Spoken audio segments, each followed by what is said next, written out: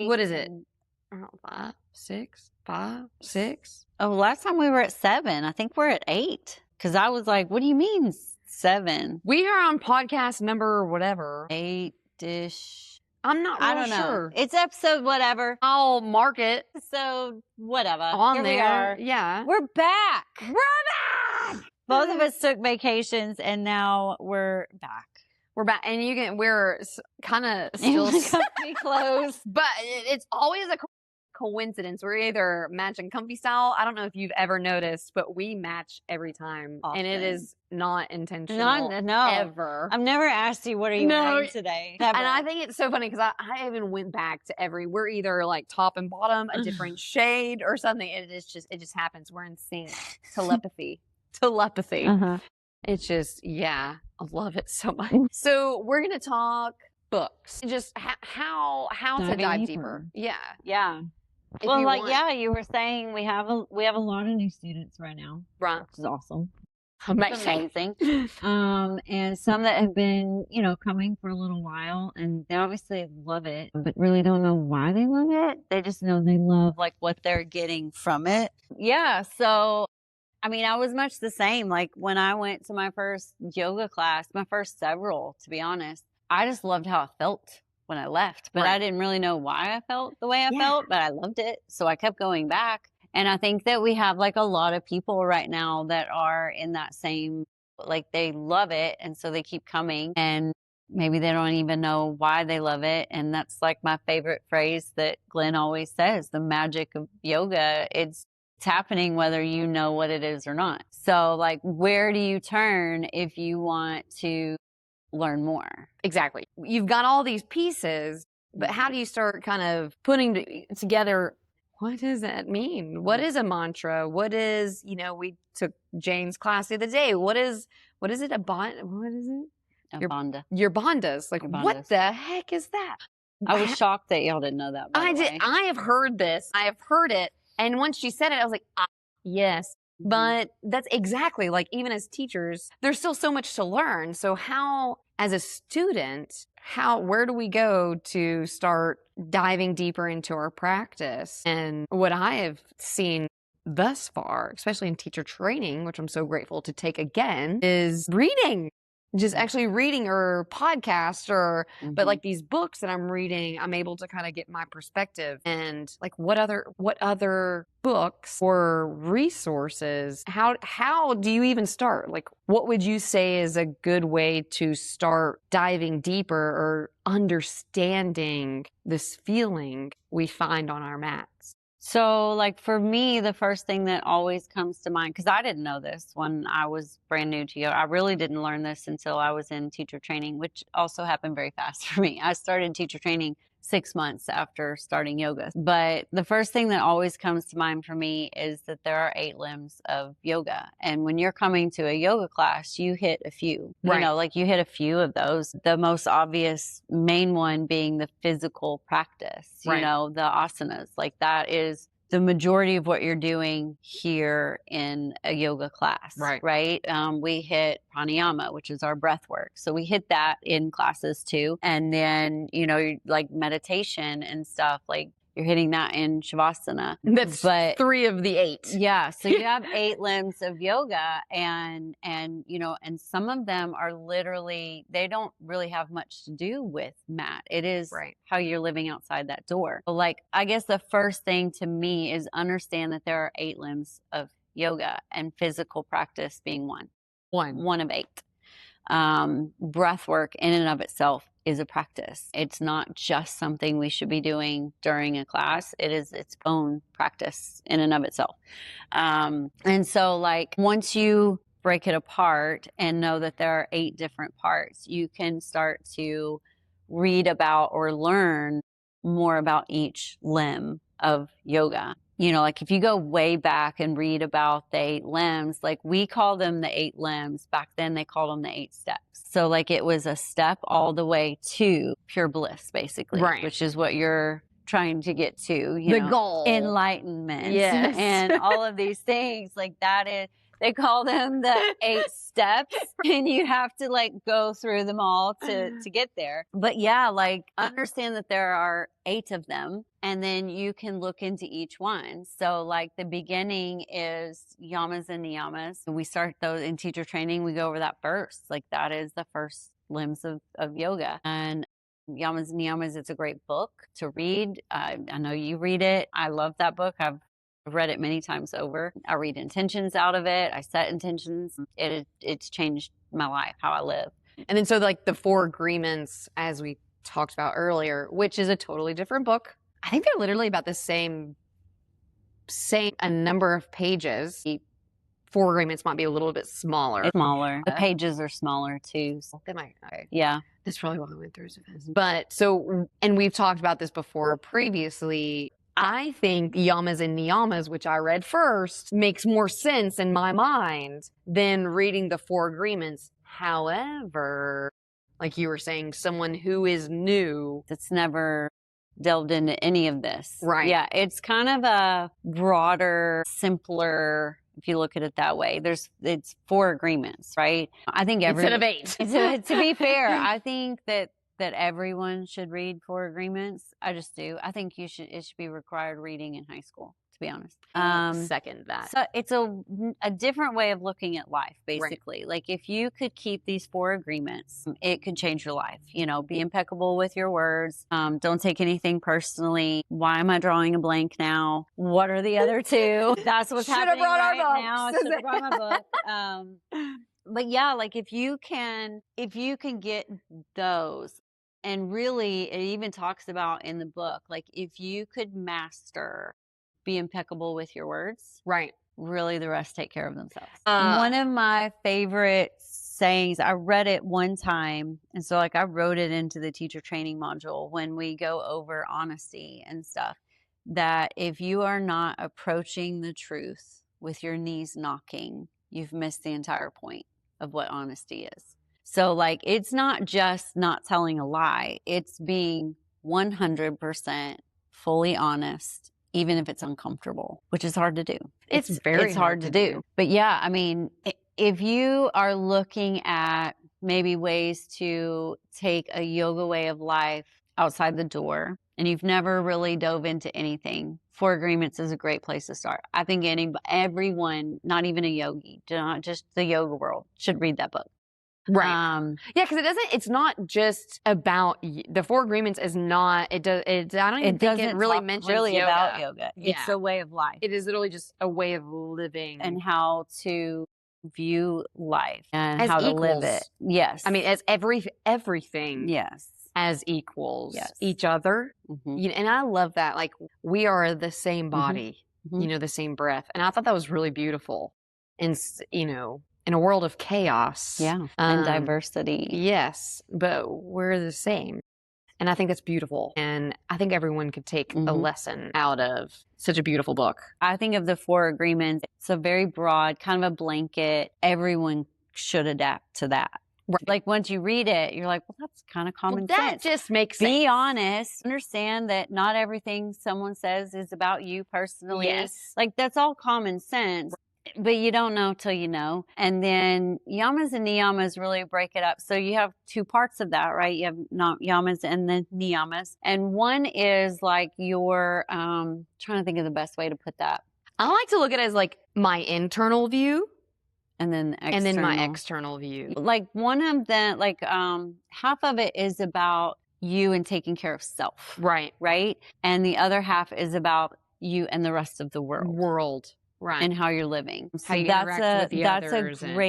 That's a great place to turn. If you want to learn more like foundational of the asanas, like the actual practice, the physical, because that is a limb and that's what we're doing most of the time. Journey into Power. It's one of my favorite books for it. It's a simple read. I have read some yoga books that are long and I don't understand the words. There's so much Sanskrit in it and I don't know a lot of Sanskrit and that's overwhelming. It's written in English. It's all in English with a today's kind of take on it. I think it was written 15 years ago, maybe a little longer. So it's not ancient language that is hard to understand. So basically, it's written by Baron Baptiste.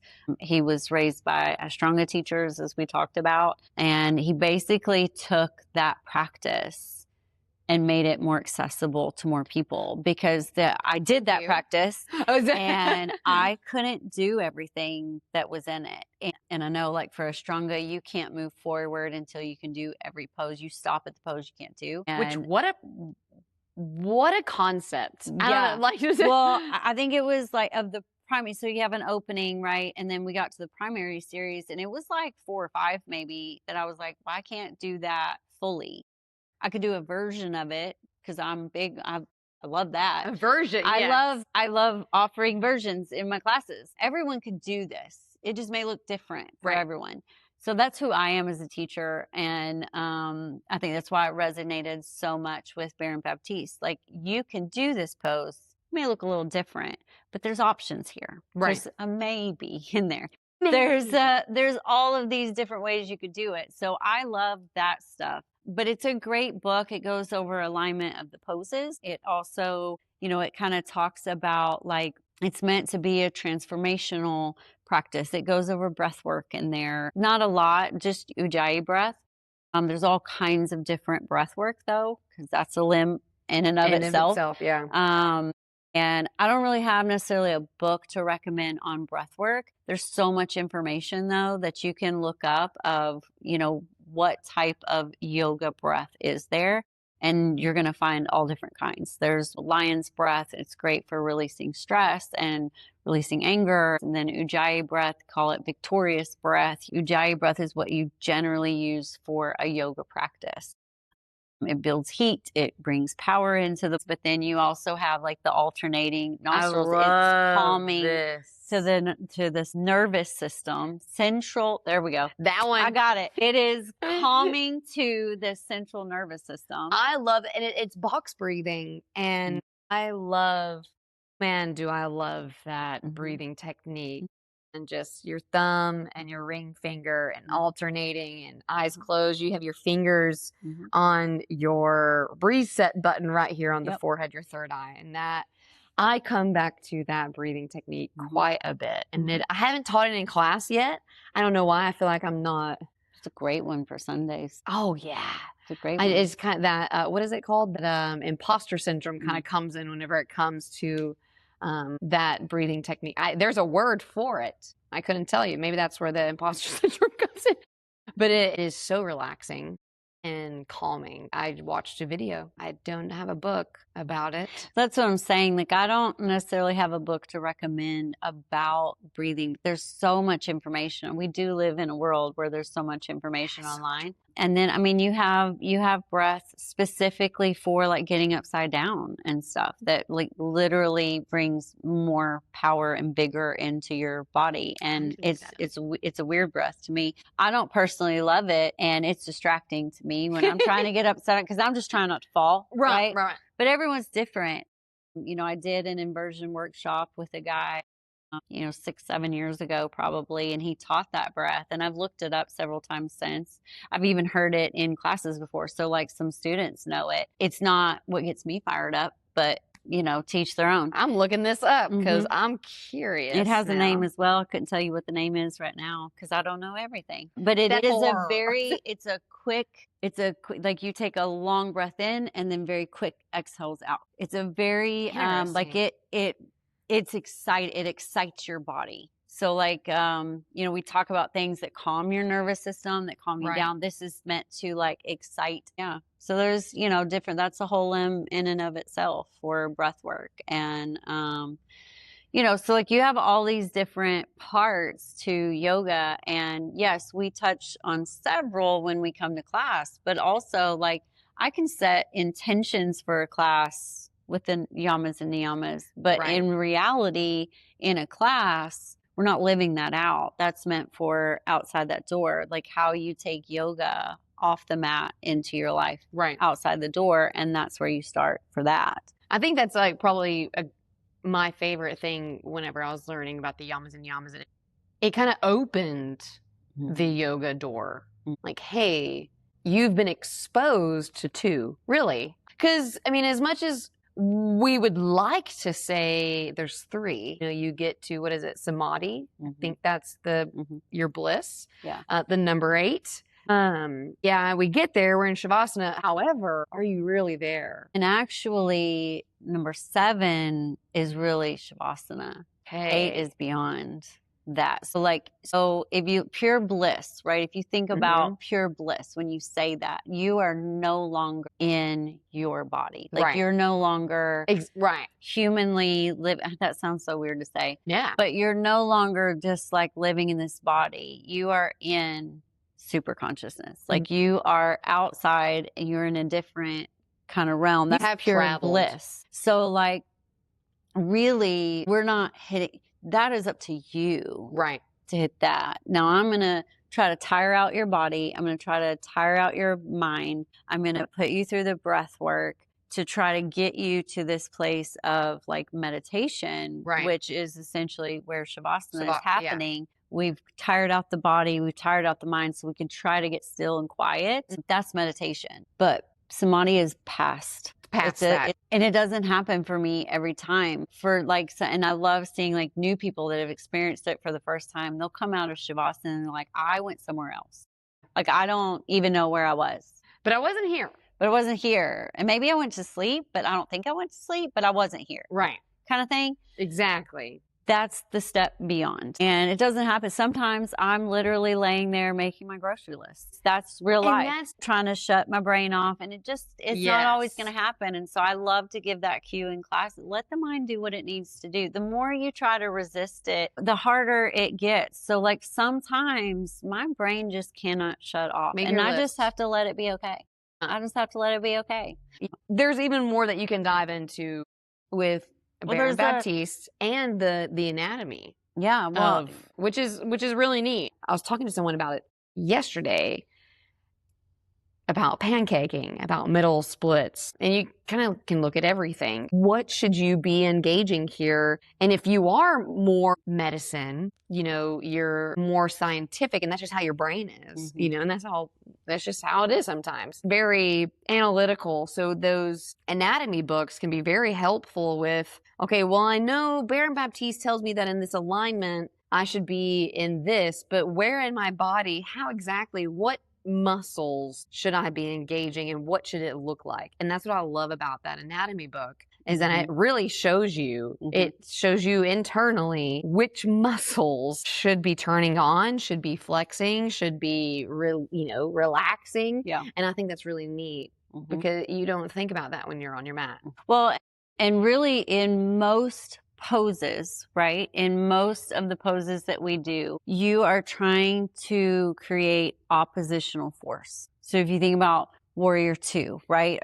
That is literally your legs are opposite directions, your arms are opposite directions. Even Warrior 1, you're reaching from the top as you're grounding down from the bottom. You're always trying to find this oppositional force.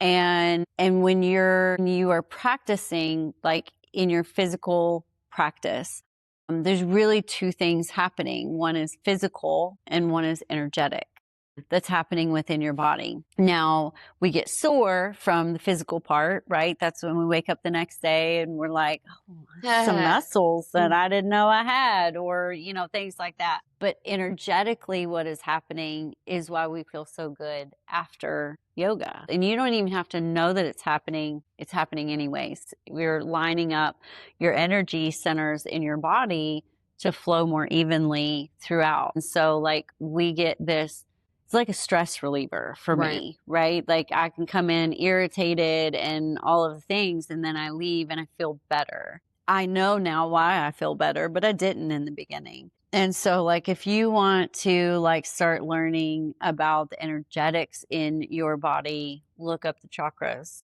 and how those operate in your body. And so like I teach that in teacher training, and then the Dive Deeper program, because I think it's important to know what's happening on the inside and how can I help that? How can I help that be happening more? So, like we're made of energy. Everything around you is energy. We're all made of the exact same thing. So you kind of touched on that earlier, like we're of the same body, but I'm literally made of the same energy as this couch. Right. And the wall. Exactly, and like we have gazillions of atoms in our body, which is energy. Right. In our body. And so we're literally energy, and energy is always moving, even though it looks stable. Like when I look at you, you're not moving around. I mean, you are right now, but I'm always moving, but I'm just saying, like you look like a solid form. Correct. But internally, but you're not yes, a solid energy form. Is moving. It's always constantly. Vibrating. It's always moving. And at different centers, different parts of your body, it's different frequencies that it is moving to and attuned to. And so that's why you have like sound baths. You don't even have to move. You just can lay there, and these frequencies are hitting all these energy centers in your body. So if you want to learn, you can look those up. That's an amazing way to start too. And you may start to figure out, okay, this is why I have some of the health problems that I have. This may be why I have like tightness in this part of my body. And if you don't take care of it on that energetic level, it will manifest physically in your body. Will either hinder or harm. Dis-ease. That's how I like to call it. It's not disease. It's dis-ease. Sure. In your body. I can nerd out on stuff like that. I love stuff like that. I'm very much an energetic person. And I learned a long time ago, I'm an energetic teacher. I talk to and I look at bodies as energetic beings. So like anatomy is not really my jam. I don't love anatomy. I understand it's important for me to know certain things. So like I know certain things. I don't dive that far into that because that doesn't turn me on, so to speak. That doesn't that doesn't do it for me. Right. Because when I show up to teach a class, I'm not looking at your femur and your hamstring and your bicep. I'm looking at the energy that's happening within your body. And that's what I'm teaching to. That's flowing through or not. Yes. I mean, Yes. So, I mean, everybody has a different style. That is just, I've had some amazing teachers that literally every cue, you could tell they're very into anatomy, and they give amazing cues based off of where your physical body should be in space. And I think that's awesome. When you walk in this door for me to guide you in a practice, I'm trying to move your energy because that's going to be the best thing for you. Right. And then the chakras, I mean, learning more about the chakras, which I'm excited about personally, can help figure out the energy that's moving through our bodies. Yes. I mean, I feel like if you don't know, how do you know? How am I supposed to know? Oh, well, I can't get into a certain pose. Well, I have no idea why. I'm strong enough, but why am I not able to? What's hindering me? And it's energetically learning more about. And yes, there are situations where you have injuries, or you have, you actually have a physical impairment. So I'm not saying that isn't ever the case. I'm just saying that more times than not, it is something energetically happening inside your body. And so one of my favorite ways to explain like energy in the body, right? It sounds kind of foreign. If you don't know anything about it, it just does. It sounds foreign. Right. It did to me when I first started learning about it. But like, if you think about like emotions are energy in motion. Literally energy in motion. It is just an energy that you have now put it into motion. So you're feeling it now. And when you are not letting yourself feel those emotions and you're pushing them away or you're tucking them away, they get stuck. That energy gets stuck in there and it becomes very tight. And I think that's where it starts. It starts with the tightness in your physical body that you can start to feel. And that will eventually manifest into harder and harder things. And that's whenever you don't allow your emotions to go through the motions, do you think, because I know sometimes, we hold on to those, we're like, well, man, I just don't want to deal with these right now. I don't think I can deal with these right now. I'll just deal with them later. Do you think that it makes it harder to deal with emotions later than just dealing with them in the moment? Or do you think sometimes it's better to wait to process things, like just energetically? How can holding on to emotions hinder us or not hinder us in long term? Does that make sense? Really, it's kind of a two-part answer, to be honest, because I don't think it's ever good to hold on to anything. I don't think that ever is the answer or does us a good service, put it that way. However, when you're talking about, is it beneficial to wait to process something, that resonates, because I believe it can take time to fully move through something. But in that time that it's taking you to process and move through, you should be feeling every emotion.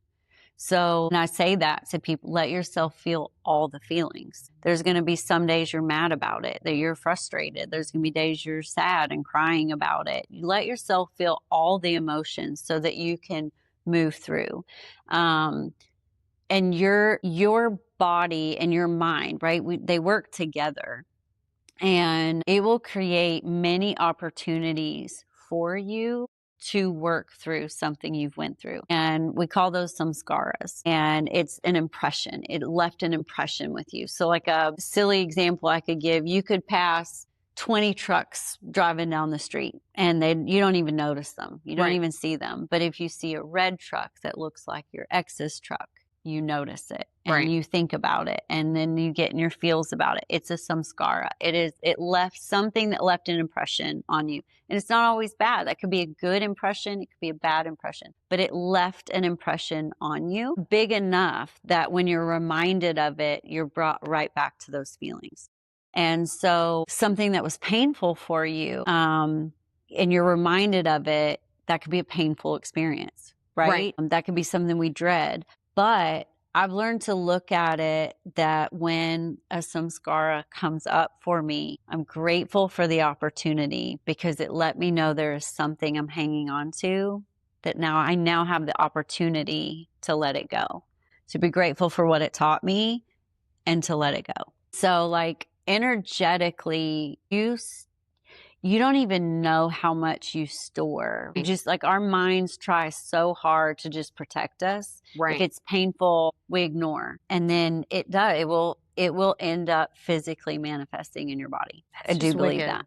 And so like when you look at the medical field and stuff, that the amount of things that it turns into is really insane. When you start getting it will blow your mind of what kind of diseases it can cause in your body. And so like, and it's a hot topic, but I'm going to talk about it.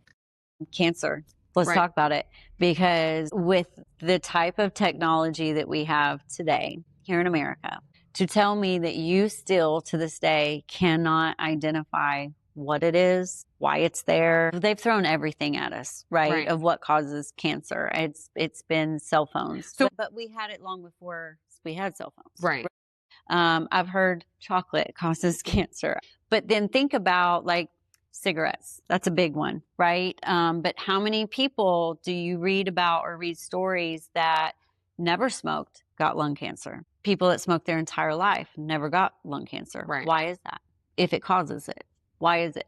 They also can't really define what it is, what cancer is. And to me, it is stuck, stagnant, dark energy in your body, and it will form into a mass. So you think about tumors and things like that, and where it's located in your body has a lot to do with your energy centers. Hot take. And I truly believe that, because I feel like too, I haven't known a lot of people personally who have had it, but it's like whenever they are the people that I know, when they're diagnosed, they kind of just give up and it just progresses very quickly.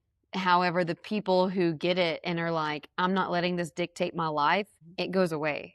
Is that a coincidence? No. I don't know. Yeah, like that's just what's so crazy to me about like the chakras and just learning more about think about if you are energy, you are totally made of energy, and your thoughts are energy. Right. So it makes perfect sense to me when you start to walk through those steps that you can change energetically what's happening in your body. Now, is it like a fix all, like I could just say one day, well, I'm healed, but I don't actually actually believe that, and so I'm healed. No. You gotta definitely believe But it. but you see like miracles happen all the time. Yes, I believe if we're energetic beings, our body is literally made of energy. Our thoughts are energy. Emotions are energy. All of this stuff is energy. And if you look in science, even, you can change energy. You can shift it. Right. You can change its form. Like, we know all this scientifically. That is not like in woo-woo world. That is like scientifically Proven. It is a fact. Like, you can change the form of energy. Right. So if you believe that in the scientific world, how do you not believe that Right. you are made of energy? How do you not believe you could change what's happening within you? And it's like the monks who, pranayama and just Yeah. internal belief whenever you go into this ice cold water and they're sitting there perfectly fine. Well, pranayama is your life force energy. It should turn on some light bulbs for people. I mean, you are the biggest determining factor of how your world, your life turns out. And I think that's really overlooked. And I feel like chakras is probably one of the last, not necessarily the last things, but something that takes time to understand. Yeah. 4 agreements, yamas and niyamas, and then kind of along the way, the chakras kind of come along with the energy, just kind of understanding that on a different level. Understand that it is happening whether Constantly. you're aware of it or not. Even though you don't know about them, it's happening either way. And so, I mean, yeah, like it was kind of a hard, I'll be honest, it was hard. It was like, it felt like a different world for me when I started like learning about it. It felt very foreign to me. So, I mean, it was different, but that it is the reality of what's happening inside your body. So learning about them is very instrumental. And it has changed my physical practice in a lot of ways. Yeah. I mean, that's a big one. So that's like 3 or 4 podcasts worth, to be honest. I spent a whole weekend teaching teacher training on energy and chakras. We're going to have to do a whole podcast on chakras. Okay. I would love that after I learn a little bit more about it. Because I don't know jack diddly squat. I know not even the names. I know where they are. See, and I know a lot about them because it is what turns me on. Right. So we're talking about anatomy and stuff. I get anatomy because I'm more of an analytical mind. So like I could care less what that bone is called or what that muscle is called, but I know where I need to move it in order for you to energetically shift in your body. Right. And that's what I love about the books that we have for YTT. And I feel like they're a great introduction into a deeper dive if you really want to learn more about your practice. Yeah. I mean, I think they're a great way to start understanding why we are even on our mat. What is the purpose of even coming inside the store? If you want to know. Yeah. I mean, it can be totally physical. You can come here for the physical practice, and that's awesome because it is a wonderful, beautiful physical practice. Because the magic's happening whether you know it or not. But if you want to understand what this magic is, those books, 4 Agreements, Yamas and Niyamas, Journey into Power, and then obviously our anatomy one. I don't know what it's called, but it's a yoga anatomy book. I've got it. I think it's The Anatomy of Yoga. It's by Ray Long, who wrote the anatomy book. One. And it's the key muscles of yoga. There you go. Because there is also, and I have it, it's the key poses of yoga, I believe. And then he has a whole entire series of standing poses, and like it breaks it down even further. But the anatomy one is just muscles of yoga. It's pretty broad, covers a lot of it. But he does break it down, even like getting upside down, what's happening. He has different books for all the different things. They do have, I think it's called like Intro to Chakras. I had one up here at some point. Somebody took it home. It was white and it had colors on it. Yeah. So there's some, and it's a very basic, gives just some basic information. Like I said, the most in-depth one that I am aware of, I think it's called the Wheel of Life. Circle of Life, I think it's Wheel of Life. But it's like this big. It's a thick one. It is thick. But it has probably the most information that I've seen like in one place. And so like it doesn't just like talk about they each have their own color, they each have their own name. description Yes, and all there's that. all of these things, but also like There's so much more. how it's showing up in your life if there's not energy flowing through this. And because then you could take that knowledge, and that knowledge could be enough for you to know the rest of your life. But then if you're like, God, I want even more, then you could dive deeper into that. There's tons of intro books out there that kind of just like break down what they called, what they are. You know, like I try to me, I look at it as like roadway systems in your body.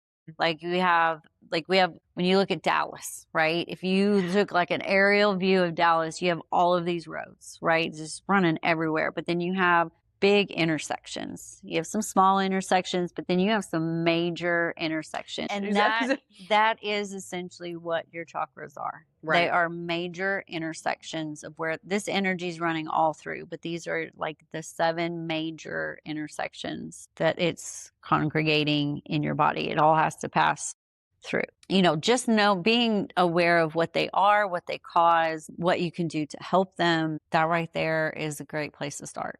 I like it. Yeah. I'm ready to learn more. And we will. And we will. But this, I mean, I wanted to talk about books. So we've just been having a lot of people ask about, you know, certain books. And I really do love our YTT books because they are an amazing introduction to understanding your practice. Yeah. And of course, that's what we learn. We do as teachers. We have to understand our practice. Yeah.